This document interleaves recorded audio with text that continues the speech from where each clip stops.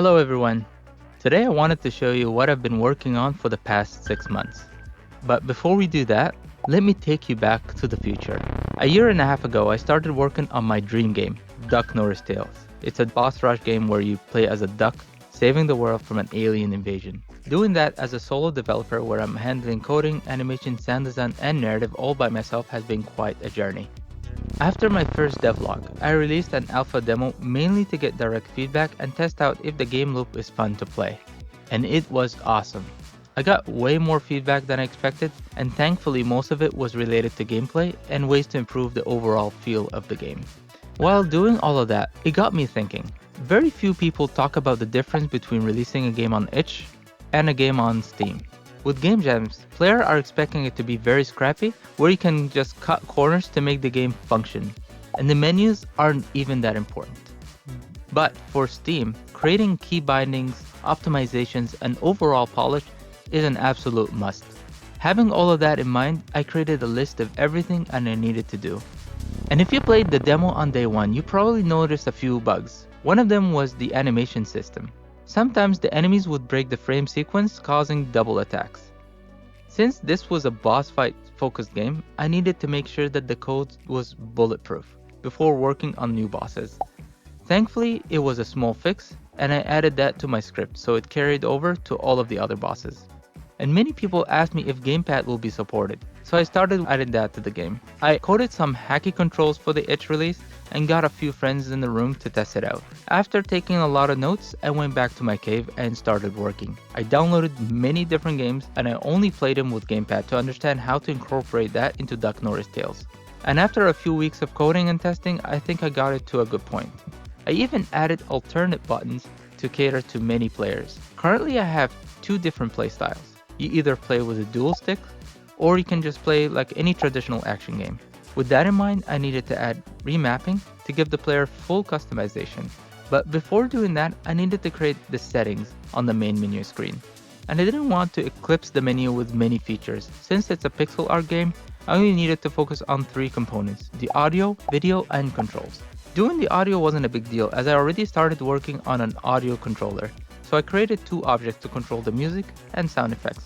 Therefore, calling them out would pretty much control the volume of the corresponding event. And next, I set aside basic video options like reducing the graphics in bloom and removing the screen shake. Lastly, I added the control mapping to the list. And I wish I could say it was straightforward, but it wasn't as bad as I expected it to be. Now that I have all of that taken care of, I needed to save the settings and improve the loading system.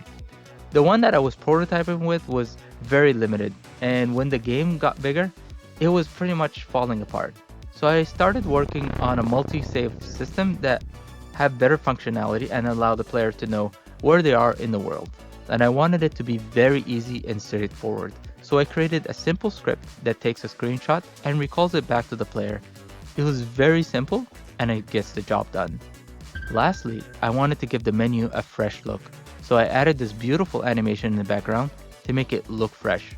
With these systems done, I can finally focus on the core gameplay element like player sprite and level design. And I was forcing myself to stop working on art until I got most of the core elements done. Otherwise, I will stuck in the polishing phase and I will never get out. And I was so happy to start redoing the player sprite. The thing is, I felt that the original sprite felt very stiff, and it didn't reflect off the fast-paced gameplay in the game. So it definitely needed an update. And I've been experimenting with different styles and looks until I found something that really fits inside the Octaverse. One thing that helped me out was going back to all of my concept art and studying the character expression, the wardrobe, and overall attitude. The first sprite was drawn without the updated concept art, so it was time to refresh that. Basically, I wanted the sprite to feel like an extension of the controls and movement. Without further ado, this is how the new sprite looks like. I also updated the dash animation and the sound effects to reflect this new phase of Duck Norris. And I'm not gonna lie, after doing all of this, the game felt so different. I didn't realize how a good menu and a player animation impact the feel of the game. Lastly, I added some music and peppered some new sound effects, and this is how it all looks like.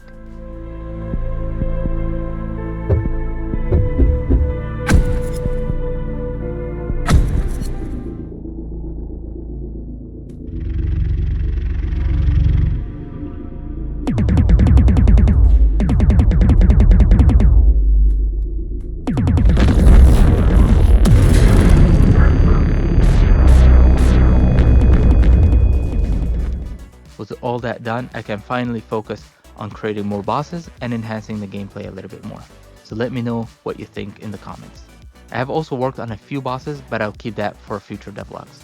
Thank you so much for watching. If you made it this far and you're interested in optimizing things and becoming better, I've created a new Discord server for like-minded people who wants to take this journey to the next level, and you can find it in the links below. If you enjoyed this video, please leave it a like and a comment. It will really help me with the algorithm and help the channel grow. If you enjoyed this video, you'll enjoy this video as well. Thank you so much, and remember, just take it one day at a time, and I'll see you in the next video.